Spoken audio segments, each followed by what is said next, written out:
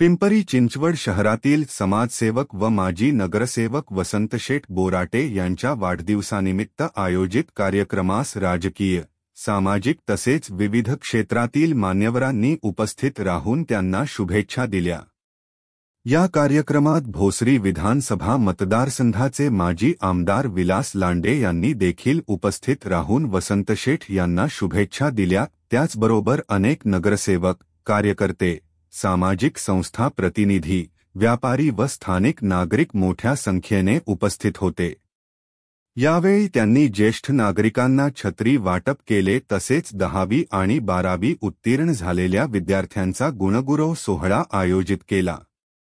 वसंतशेठ बोराटे यांनी नगरसेवक म्हणून कार्यरत असताना केलेल्या विकासकामांचा आणि लोकहिताच्या उपक्रमांचा विशेष उल्लेख यावेळी करण्यात आला। त्यांच्या सामाजिक योगदानाबद्दल सर्व स्तरातून कृतज्ञता व्यक्त करण्यात आली। आज तसं पाहिलं तर वसंतराव बोराटे एक सर्वसामान्य जनातला एक कार्यकर्ता आहे आणि शब्दाला जागणारा कार्यकर्ता कसा असतो वसंत बोराटे। आणि त्याचा आज वाढदिवस साजरा होत असताना पिंपरी चिंचवड शहरातल्या उत्कृष्ट असा जाणकार, अभ्यासू आणि विचारपूर्वक असणारा नेता, कार्यकर्ता जर म्हणलं तर वसंत बोराटे या ठिकाणी आहे। आणि पाठीमागच्या काळामध्ये नगरसेवक असताना या भागातल्या नवीन सोसायट्या ज्या पद्धतीने उदयास आल्या त्याला खऱ्या अर्थानं रूप देण्याचं काम वसंत बोराटेंनी केलेले आहे।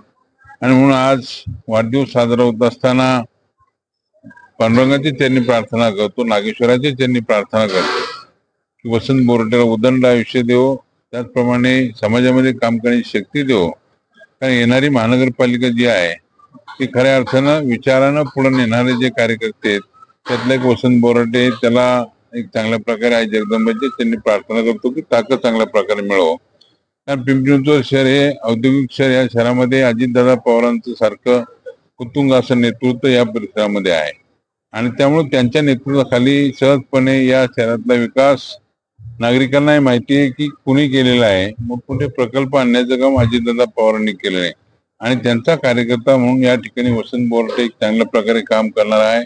आपल्याला भविष्य या ठिकाणी चांगलं आहे कारण नागरिकांना मोठ्या प्रमाणात वाढत असताना वाहतुकीची मोठी समस्या परिसरामध्ये आहे आणि ती सोडवण्याचं काम खऱ्या अर्थानं वसंत बोराटे करेल। म्हणून मी पुन्हा एकदा एक चांगल्या प्रकारे काम करणाऱ्या कार्यकर्त्यांना शुभेच्छा देत असताना नागेश्वर महाराजांच्या या ठिकाणी असणारं वास्तव्य, त्यांचा असणारा आशीर्वाद हा वसंत बोराटेला मिळणार आहे। माऊलींची असणारी समाधी आणि इंद्रायणी तीरावरनं त्या ठिकाणी असणारे मोशी आणि मोशीचा परिसर या खऱ्या अर्थानं वसंत बोराटेला ताकद देईल। मी पुन्हा एकदा शुभेच्छा देतो। धन्यवाद।